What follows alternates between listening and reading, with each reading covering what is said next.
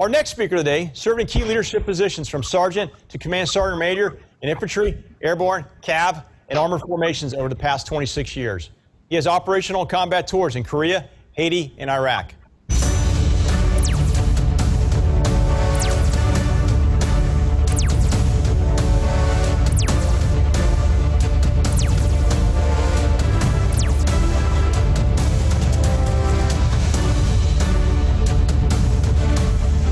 Ladies and gentlemen, I have the pleasure to introduce the Commandant, United States Army Sergeant Major's Academy, Command Sergeant Major Jason Schmidt.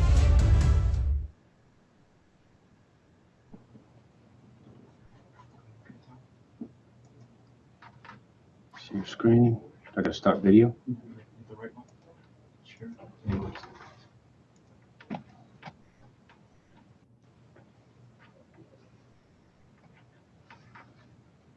So good morning to the maneuver conference. For those that I don't know or haven't met out there, my name is Command Sergeant Major Schmidt. I'm the Commandant of the Non-Commissioned Officer Leadership Center of Excellence and the Sergeant Major's Academy. So good morning from the borderlands and El Paso. I'm very excited this morning to be on the docket and have made the cut to be able to highlight some of the great work that NCOPDS and the Sergeant Major's Academy does in support of the NCO cohort and building readiness for our Army. First off, a special thank you.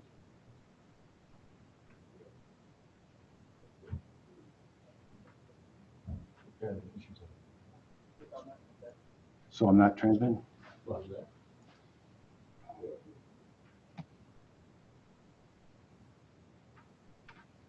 Sergeant Major, transmitting.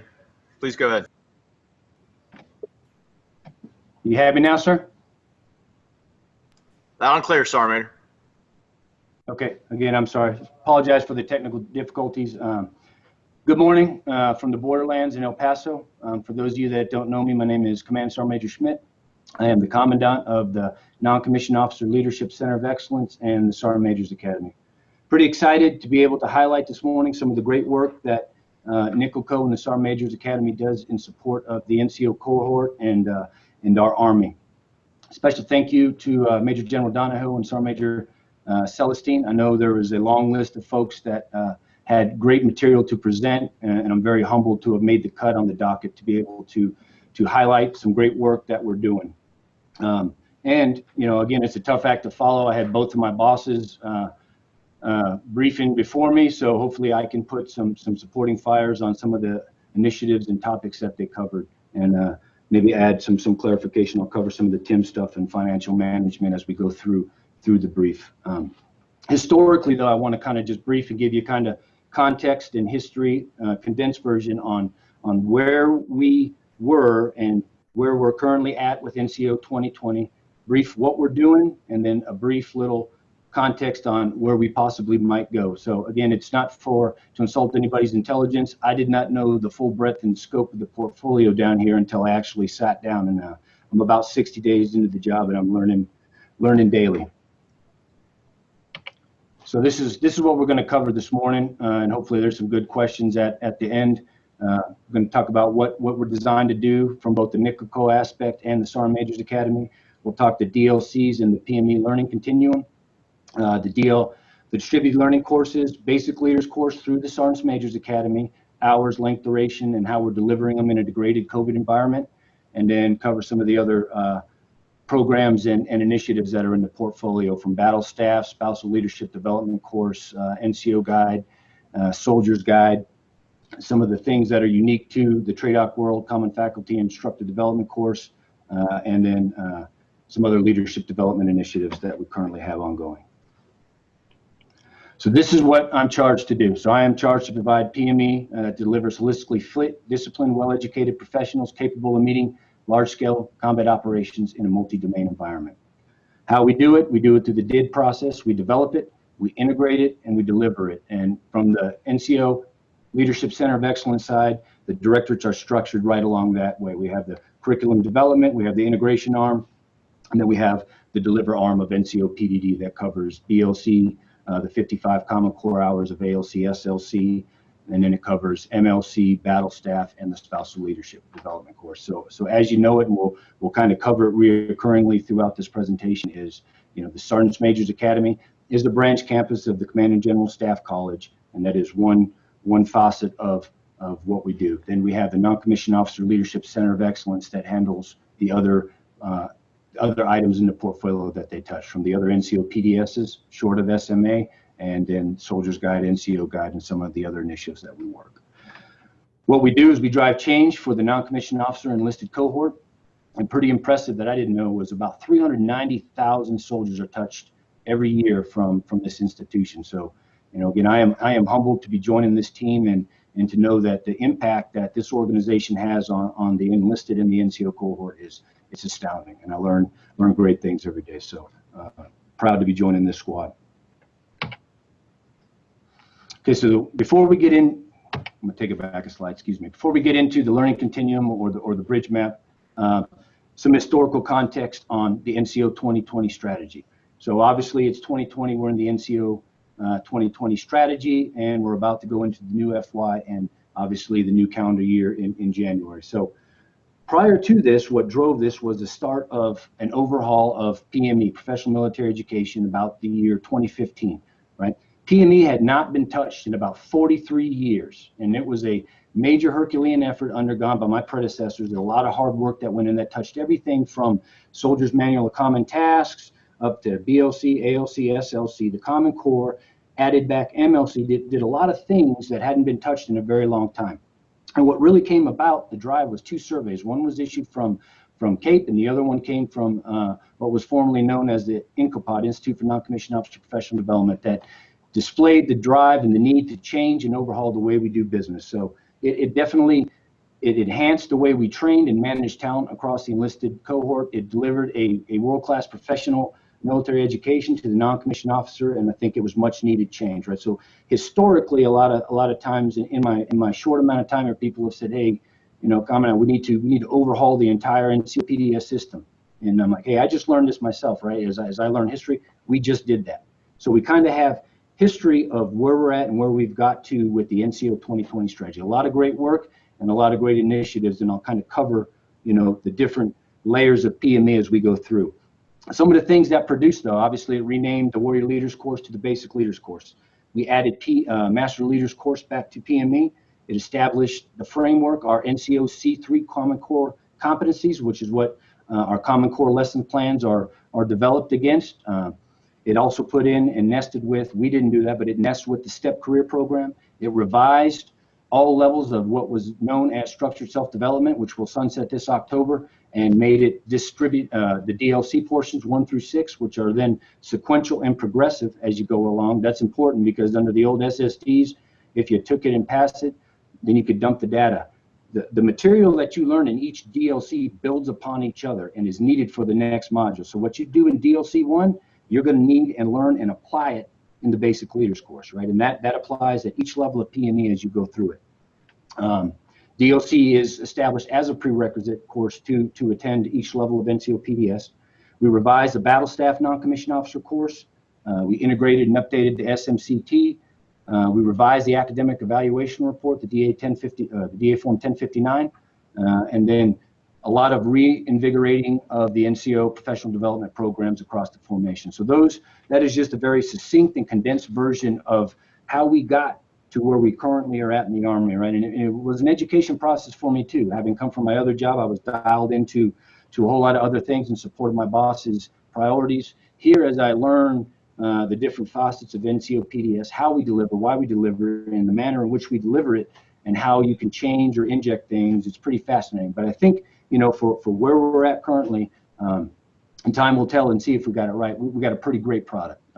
Even in my last assignment in Korea, we had a lot of times, you know, you always had, how do we get a non-commissioned officer corps like that, right? You got to educate them. You got to trust them and empower them. And I think what we deliver nests properly with what our bosses are expecting out of us in the force. So some history for you. Sorry, I flipped past the chart. So on this chart, I want to talk about kind of the NCO learning continuum. And again, I don't want to insult anybody's intelligence. A lot of this is common knowledge, but I do think it's credible to highlight both what is the length, duration, and how we deliver each method. So starting at the bottom left portion of the chart, if you start with DLC 1, that's about 45 hours. And as we talked about, that's a prerequisite to attend BOC. Each of these DLCGC listed prior to are sequential and progressive. They are a requirement and prerequisite, and the material you learn has to be employed in the next level. So again, very important. So you don't do data dumps and say, hey, I don't need that. It's required, and I think it's great for the learning continuum. It's about 22 days normally, delivered in a resident mode, 169 academic hours, and currently we're delivering it in a virtual environment. Some camps, posts, and stations have a blended environment going based upon their HPCon levels and their COVID threat in their areas. But by and large, most of it's virtual right now. There are some creative ways that folks are executing some of the evaluation portions of grading and evaluating PRT and DNC. Some of it's recording, some of it is in person, some of it is in blended environment, but the BLC portion is good. The institution showed that the need to deliver that you know, in my opinion, one of the most important fundamental building block portions of the NCOPDS system in a degraded environment. So that's a good testament to the organization. If you move on to DLC2, it's about 44 hours. And again, for both ALC and SLC, NCOPDS only owns the 55 Common Core hours, and that encompasses the NCO C3s. Prior to some of the questions that was answered to the SMA on financial management, fitness certification, and those things. Those are currently, and we'll talk about BLC and BLC 2.0 coming in October, but just to kind of get that up front while the question's fresh, that's being added, and you'll see that in BLC in October of this year. And then the plan is we're going to integrate it and make it sequential and progressive up through the Common Core portions in the leadership block for ALC, SLC, the portions that I own, and then MLC and the Sergeants Majors Academy. When you move on down the chart to Master Leaders course, it's about 14 days in a resident form, 112 hours. When we do the DL portion, it's about 6 weeks. Master Leaders course currently is in the DL portion, the virtual delivery, and based upon the environment and when the conditions are right, we'll resume the in-person resident portion of MLC. But right now, it's being delivered virtually, and it trains our Master Sergeants for company and battalion level operations. Moving along the spectrum, you hit the Sergeants Majors course.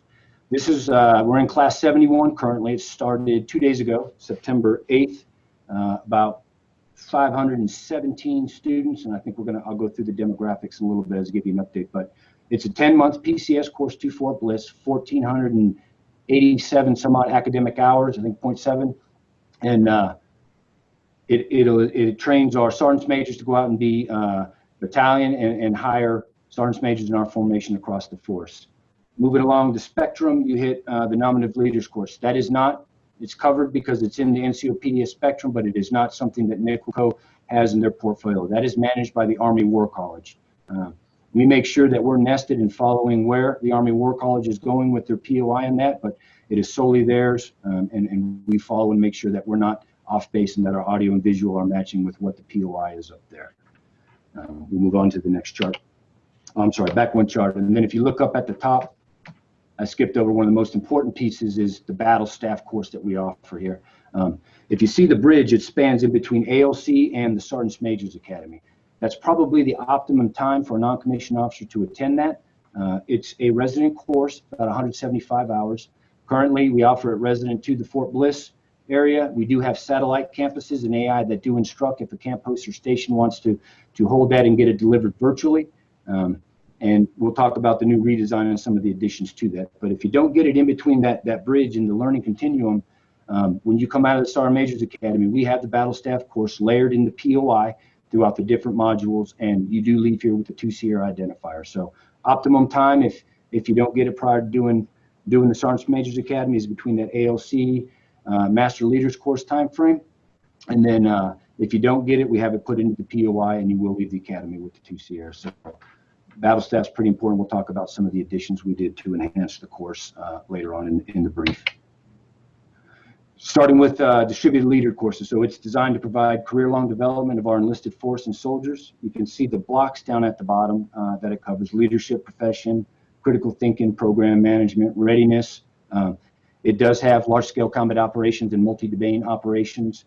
It does have the date compliant. Our regions and our vignettes and our scenarios are in the caucus regions. When you look at the branch scenarios, it does have the choose your own adventure, for lack of a better term, right? It has a good, better, and best that will take you down different ways depending upon your selection when you're going through the modules. So the DOCs are much improved from the legacy SSDs, and I've gotten some pretty good feedback in relation to the course content on the DLC deliveries and the prerequisites. And again, with the DLCs, they do build upon the next level of PME that they're going to attend. So the prerequisite will need the material in each DLC at echelon to successfully navigate that level of NCOPDS.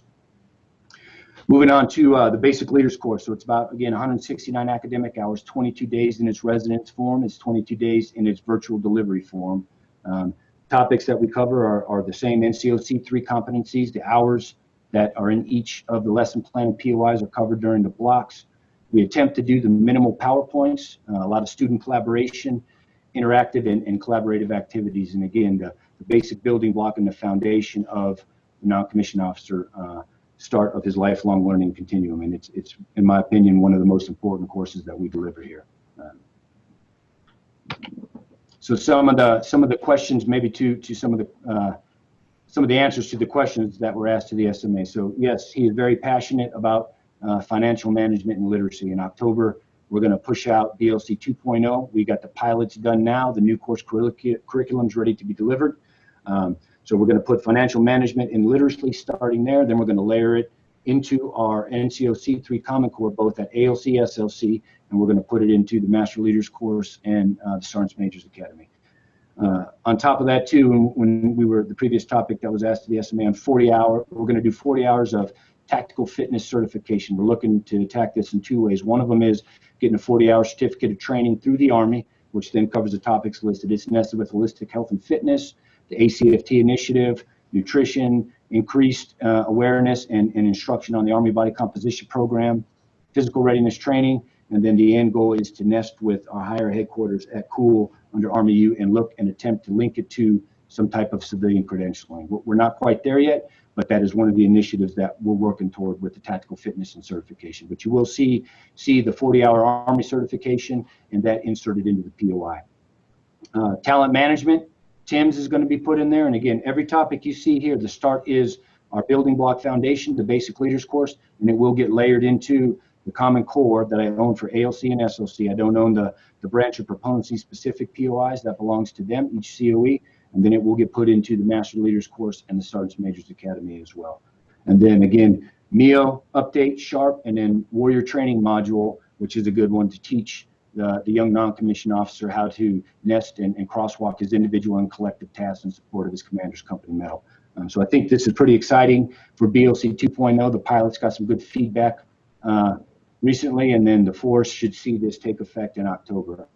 And then again, we're taking cards and notes, and if we've missed the mark, we're always looking to receive the feedback. It's a gift, and take the course and tweak it where needed.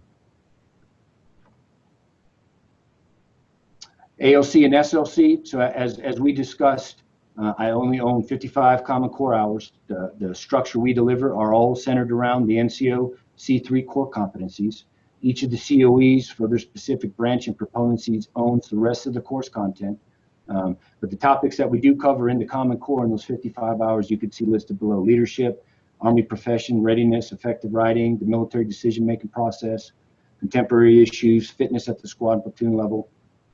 So we do take that 55 hours very seriously, and those NCO C3s, I say it over and over again, those frame everything that we do in support of the non-commissioned officer. Our Master Leaders course, we kind of talked about it, but it does prepare our senior leaders for leadership and management positions at the company and battalion level.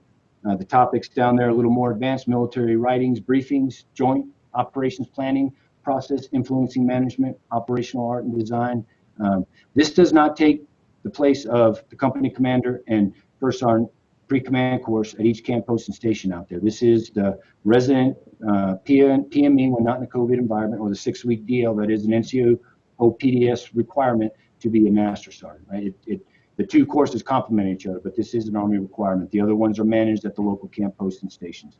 And again, currently we're delivering it in the 6-week DL format. Sergeant's Majors course.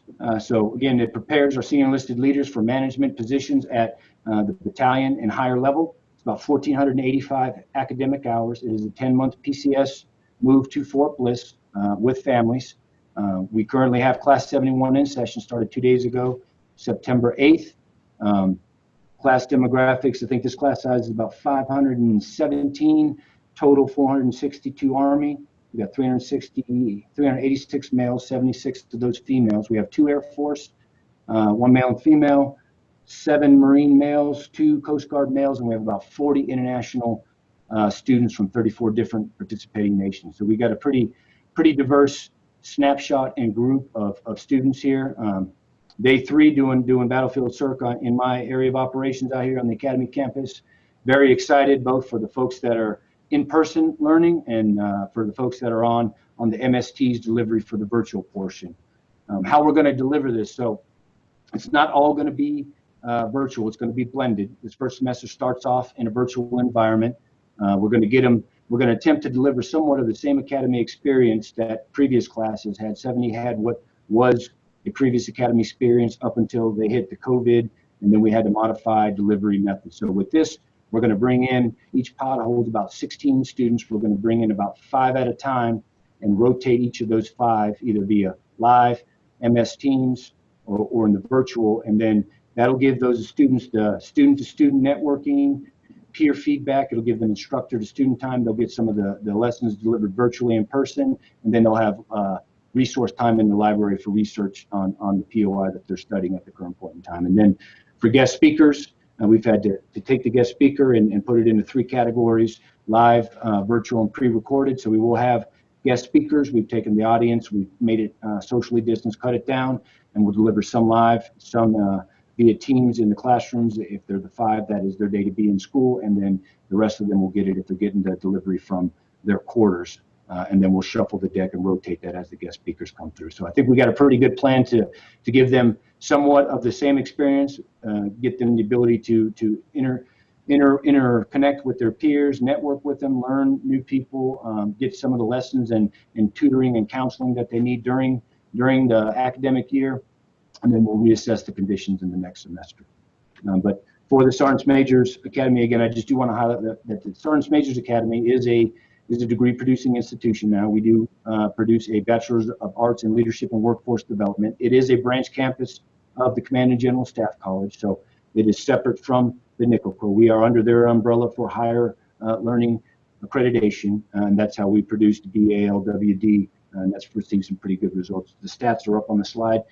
Since its rollout, 368 LWD graduates, and hoping we're collecting the enrollments for Class 71. So we'll see where that's at, and of that, 21 of the internationals. And what's neat about the way this is delivered is the students enroll in it and they can't get through it during the academic year and the course becomes too much and they have to focus on their studies, then that's okay. They can pause that, they can complete the course, and they can finish that BALWD sometime down the road as long as they complete those credit requirements. So it's a pretty good new success story for the resident portion of the Sergeants Majors Academy. And again, you can see CGSC does grant 49 core credit hours towards BALWD. Battle staff, there's a redesigned battle staff, and again, is to educate the non-commissioned officer to perform staff operations at the battalion and higher level. We're in pilot 3 right now. We're in the 3rd pilot of battle staff, where we've taken and reframed the course around the 7 steps of the MDMP process. We've also added in a combined arms rehearsal as a culminating event for battle staff, where the students are briefing it as if they were on a battalion or higher level staff in support of a commander in an operational environment. We also have taken and re-added graphics, analog graphics, to the POI, which is important. I think is very important as you operate in a degraded environment out there. The ability to transition from digital to analog is critical. So that's another big portion. So you'll see battle staff, revised POI, and those 3 major changes, and some other subtle changes we talked about. There's some supplements being added on terrain board and rehearsal constructions, both in a contained or a garrison environment, by being in a field environment and setting it up, and different things like that. But pretty excited about the new revision to the battle staff. 2 pilots, and we're in the 3rd right now. That's getting some pretty good results, and we're tweaking the refinements from those pilots.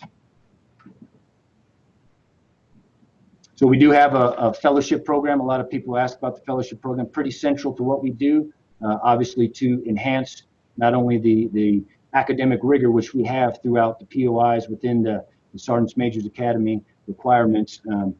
You can see the cohorts. There's 2 universities that deliver the fellowship to us. One is Penn State, which started it off, and they were in all 5, and we're in the selection process for cohort 6 right now.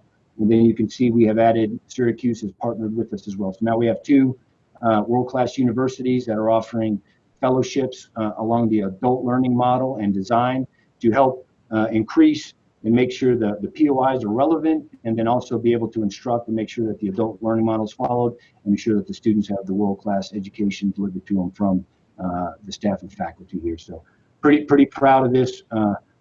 Again, some great work that was done by my predecessors to get this into position, and is paying off some pretty big dividends and return on investments for the Academy. Commandant's pre-command course. So again, with the Commandant is a very unique position in the force out there. No matter what branch, proponency, or MOS you come from, nobody has ever really done the Commandant's line of work. So this pre-command course is vital for them to understand both, not only the processes that we have to follow for accreditation, both from the TRADOC, CAC, Army U level, but also some differing things that non-commissioned officers don't normally mess with. Some of those are authorities, how those are delegated to them. Some of those are property accountability, having a property book. A lot of the things that traditionally a command sergeant major, they deal with, but they're not directly in his sphere of influence because his efforts are nested in support of his boss's priorities. So they deal with them, but they're not necessarily on their shoulders. So this course, in my mind, is instrumental to setting up new commandants, myself included, for success in understanding the different demands of being a commandant by being a normal command sergeant major out in the force. Not any better or worse, just have different roles, responsibilities, and everyday duties. But pretty proud of it. 40 academic hours. It is a resident course, 5-day in delivery. Currently, because of the COVID integrated environment, we're delivering it virtually, and we are actually going to reassess conditions in the new semester to see when we can bring the commandants back to the Academy for an in-person course. Couple things, as you heard 2 of my bosses, both the SMA, and you heard Lieutenant General Rainey talk about a lot of great things like leader development and initiatives along the lines of assessment, but more so in the leader development world. So we have 2 things that are critical and central to delivering world-class instruction at both the BLC up to the Sergeant Major's Academy. One is the instructor course, right? It's 80 hours, and you can see what it does: foundation of instruction, adult learning, critical thinking, right? And then we have an advanced level of the developer course, which talks about the ADDIE process, which we use in TRADOC to get things through the POI, AIS process, adult learning principles. So both of those are great leader development tools. One is a prerequisite, so they don't really have a choice, but it does develop them for their warfighting craft, which is delivering education to the enlisted force. So pretty critical to our instructors' leader development as we develop new ones across the spectrum from DLC up to the Sergeant Major's Academy. Spousal Leadership Development course. This gets a lot of good feedback. It is 40 academic hours. We do a resident portion, we do a virtual portion, and then we have a traditional box of books or a flyaway package, DVD-ROM, if some of the spouses can't attend in person, or if they want it for their own SFRGs or any of the entities that they're ingrained or nested with. But it does educate both the senior enlisted spouses from the students that are in the course. We do take our international partners, we take our joint partners as well. Here on Fort Bliss, we also have taken in, some of the 1st Armor Division or tenant units on the installation that may not have had the ability to attend the course, and some of the spouses. So we do get a lot of great feedback on that. It is a 1-week course. They do get care training certified in there as well, so there's a couple other benefits to it other than great leader development for our spouses out there. So again, got one of these classes running every month, and then we have a couple different ways to deliver it based upon the demand. So Miss M or Michelle is very user friendly, and if any formations out there, want any of these services, she'll definitely deliver them. This, as a note, this does not supplant the requirement for the pre-command, both at battalion and brigade level spousal course invitation that's offered out. We complement it and make sure that what we're saying in our higher headquarters are nested. So I believe this builds upon, this sets the foundation, and then we complement each other with that course offered up at level 1. A couple other things that are in the wheel deck. So the NCO guide, that's a TC 7.22.7. NCOPDS, our professional development directorate, owns that. And again, this is a good one-stop guide for a non-commissioned officer, not only a new one, but some of the older ones to reframe their ideas. It has great course content. It has great content, not course content. correct my vernacular. There's great content from history of the non-commissioned officer. It has the Army profession, talks about the C3s. It has our NCO core competencies in there. Has examples on ceremonies for induction to establish prestige and keep the honor and heraldry going of the non-commissioned officer. It has changes of responsibility examples. So it has a lot of great documents and things that a non-commissioned officer can use as a reference guide. Also, when the NCO strategy comes out, the non-commissioned officer guide will be nested with that so that we can ensure that each of our non-commissioned officers at echelon understand what the strategy is for them. So pretty important document. It's a great tool for our non-commissioned officers. There are surveys out to the force right now from NCOPDS. We're taking feedback as we're going to have another edition and another cut as we put it, the Army NCO strategy and changes from the feedback we received already on the next go round of it. So if you've received them, again, we're looking for feedback. It's definitely a gift in our line of work. We also have the Soldier's Guide, which again, it's another foundational document that is a great resource tool for our soldiers. It is a training circular. It is managed by the NCO Professional Development Directorate, and it doesn't have the big versions of it, but it is used as a resource guide. It can show and tell you condensed versions of the ADPs. It will show you the FMs, the student handouts, the TCs, and hot button topics and priorities that are out there and reference our soldiers in the right area. So we're fixing to roll out the revised version in January of 2021. So currently, again, there are surveys out to the force, and if you've received one, but we're looking for the feedback. Because again, we want the best products that are produced out here to be useful to both the soldiers and the non-commissioned officers, right? And if there's things that we're missing that need to be added, they're easy insertions as we go through revisions of this, and they're TC, so they're rapidly able to be adjusted as the conditions and environments change, or the priorities for that matter. And then with that, that was my last slide and topic. I will take some questions if we have any from the force. Hey, Command Sergeant Major, this is Colonel Chris Budas. I'm the Chief of Staff at Fort Benning. How do you read the station? Sir, loud and clear. All right, Sergeant Major, I'll facilitate the question and answer period for the group. Got a number of questions from the field. The first one is, as you look towards the future, say 2028, what improvements would you like to see evolve in our NCO PME spectrum, which you alluded to? As you take a look at 2028 and now, changes in curriculum, changes in length of the course, or our use of technology? So that's a great question. So again, as we're at the NCO 2020 strategy, and obviously we're in 2020, kind of where I started with the historical context. When we look to the future, the rollout of the next Army strategy is going to shape the way that PME not only is not necessarily delivered, but the content. So as the Army strategy comes and we put in those C3s and what those hot topics are, whether that's readiness, what does readiness mean to a sergeant, what does it mean to a staff sergeant at echelon and a matrixed organization, those things are, in my opinion, going to be what drives where the NCO strategy goes and what gets injected into the PME, especially things that are new and emerging, right? Financial management, critical for a soldier, especially a non-commissioned officer, but definitely critical for our soldiers and NCOs at the younger level to know and understand, right? Basically, with the blended retirement system and the different ways, you got to be a lot more financial savvy in today's day and age than you had to be during Schmidt's time 27 years ago when you didn't have to pay attention to that, right? Because you knew if you did X amount of time, you were going to get a certain portion of that. Now you need to understand how to use the tools that the Army has used for your retirement system, and you have to know how to teach your soldiers that as well. And that's just one example of a passionate topic that is going to get injected into change. But even as you look out to 2028, that's what this new Army strategy is going to show us. It's going to show us down here how to develop what the Army wants us to develop and where it's going, how to integrate it, and then when to deliver it along that spectrum. So I hope that kind of answers the question. I don't have the topics, right, because I haven't seen them yet, meaning those problems haven't presented themselves, but I know we have the talent to develop the curriculum, we have the ability to integrate it, and then we have the ability to deliver it, both in a I use the MOP analogy. If it's MOP 0 in a good COVID environment, or if it's in its worst form, MOP 4, and we got to go up to a HP level, we have the ability to deliver whatever that requirement is. Thanks, Commander Sergeant Major. We've gotten a few comments reference Compo 2, Compo 3, so the Guard and Reserve. Do you see any potential changes to their PMI? And then a couple of questions were on, do you see potential additional courses? As you know, they're stretched thin with their capacity to obviously drill and execute during certain time frames of the year. Yeah. So their POI to NCOPDS is the same as the active. So Compo 2 and 3 get the same POI that the active folks do.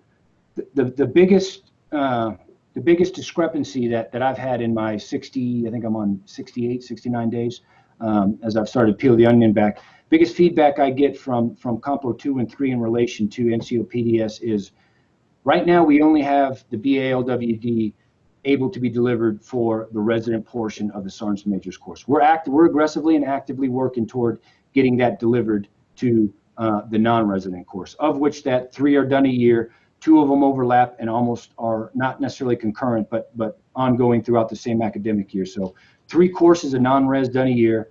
The POI has recently been adjusted to the non-resident portion of the SMA to match the resident portion. So both resident and non-resident now are the same course.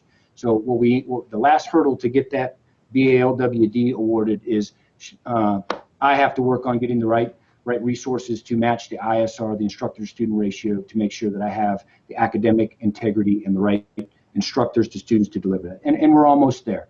We're working on it. I can't give you a date, can't give you a promise, but my team is dialed into that. But that is the biggest thing. But as far as differences in NCOPDS for 2, 3, and the active component, they're the exact same. The RTIs, we work with them. Oh yeah, and I just got some supporting fires from my curriculum development. So Compo 1 and 2 2 and 3, excuse me, have a year to change to that new POI. So again, I don't think there's many problems, but we do have great communication with the 2 and 3. The commandants communicate both with the NCOPDD on this end, and then I have dialogue and interaction monthly with them. So most of the time, if there's friction out there, especially in the current environment, we work to get to yes. But again, we do have to maintain academic integrity, so we get to yes, but not at the expense of the standard. Thanks, Command Sergeant Major. A couple questions reference Army's distributed learning courses. Do you think they're at the right length and content right now for the senior NCOs that are trying to balance, if you will, their daytime job with also getting a PME in? Or do you think they need to be shortened or lengthened? I think they're about right. I think, my curriculum development guys tell me they used to be about 80 hours. But some of it too is, leadership, right? So if we know that PME is a requirement, or some of these is a requirement, I think given soldiers time to execute, 45 hours in lieu of 80 isn't a big stretch to ask for, right? I understand the op tempo out there is different and varying, and our force is busier than ever. I haven't got a lot of feedback that says 45 give or take hours of the DLC portion is too much to ask in lieu of what the SSD was. I think even taking what you have to learn in that 45 hours, remember I said they're sequential and progressive. They build upon each other. You can't data dump it, so it's not taking your mandatory train test and going, yep, I don't need that anymore. You will need the material in that to navigate the next level. I guarantee you will see that at whatever echelon you're doing DLC, whether it's 1, 2, 3, all the way up to 6. You will see the content from that in that portion of NCOPDS, and you will need to go back and reference tasks and things that you've learned to successfully navigate it. So I'm open to ideas. I think taking it and cutting it in half was almost half, excuse me, 45 is a little bit more than half, but a little bit more than half of what it was, I think is a pretty good number of hours for delivery, I believe. But again, I'm always open to feedback. Again, we can always improve our processes. So if there's a place that we can shave and it makes sense, but I think it's about right. Thanks, Sergeant Major. The next question, a few questions reference civilian accreditation. Any time frames and other specific topics you foresee civilian accreditation through the PME process? You mentioned physical education as one. Is there any other specific PME topics that are being looked at for civilian accreditation? Currently, the only one that I'm putting a whole lot of effort into is getting that fitness credentialing done. A lot of folks, and it's on the SMAs. Obviously, you've heard him talk about it. SMA is passionate about that. He equates it, and I don't want to speak for him, but I'll just equate it however we want to say it.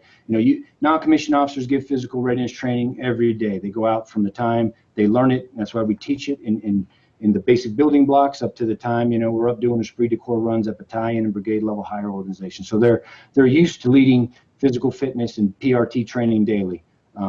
So again, if you walk out into the civilian world, you won't be able to go to Gold Gym and present, hey, I was a non-commissioned officer. I did this stuff for X amount of years. I'm trained, I'm certified, I'm knowledgeable. I've led squads, platoons, companies, battalions, brigades. I've managed Army body composition programs for my bosses. Done a lot of things in support of what we're calling H2F and the different initiatives out there. So I think there's a lot of knowledge. We have to package it in a cognizant manner that can be articulated to the civilian. And I think I don't own that portfolio of that. That's part of my higher headquarters, but we are aggressively working with them to try to get that piece wrapped up. So I don't have a time frame because again, when you try to accredit that stuff with the civilians, that's on their time frame. But it is being worked. The first step that we're going to get into position will be the BOC 2.0, both for the aforementioned topics when we talked about ACFT, PRT, increased rigor, increased POI, more hours. When you talk about nutrition, H2F education, and then getting that Army certificate, right? So we can attack the problem from two strategies. We can give the certification from the Army, which is going to be good for us, and then we're going to go ahead and put that in sequentially and progressively across both ALC, SLC Common Corps, and we'll add it to MLC and the Sergeant Major's Academy, and then also we'll work in the civilian credentialing angle as well. That one takes a little bit more time. Thanks, Command Sergeant Major. We've got two questions. Is there any discussion about the Sergeant Major's course, distance learning students specifically, being awarded a Bachelor of Arts in Leadership Workforce Development? Yes, sir. So I kind of highlighted on that with the Compo 2 and 3 question on is there different inequalities in NCOPDS, the delivery models, and those types of things. But currently, yes. So right now, the Sergeant Major's resident portion is the only one that gets the Bachelor of Arts in Leadership Workforce Development. Previously, until the POI was updated in the distance learning model, there was a different POI for that. So we've aligned the POI for the distance learning to match the resident. That's step one. Step two now for the distance learning module, I have to get the requisite amount of instructors to manage the ISR ratio.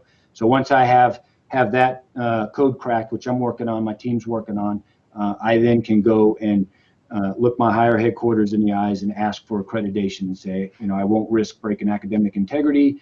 I have the requisite amount of folks. I'd like to award BALWDs to the Compo 2 and 3 cohort. So we've heard Compo 2 and 3's issues with this. I know I've heard it from time I walked into right now. We're working on it aggressively, but we do recognize there is an inequality in the delivery, but we still got to maintain that ISR and then the academic integrity associated with it. So some of the steps are moving along the right lines to correct the issue. Command Sergeant Schmidt, thank you very much for your presentation. Any final remarks? Yes, sir. Again, I'd just like to say, thank you to the Maneuver Center of Excellence and to the leadership, Major General Donahoe, Sergeant Major Celestine.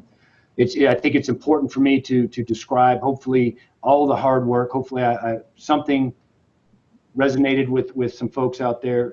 I like to highlight the great work of the team out here and what they do in support of the NCO cohort, and I look forward to seeing some of the folks across the force. And again, much like my predecessors, I wish you could have been down at Fort Benning. It's a great organization, great installation, and good conference. Look forward to the rest of the presentations.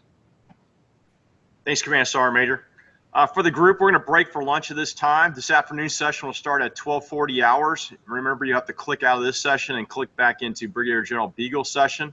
A reminder for the Armor Branch lunch attendees, that will start at 11:40. Thank you very much.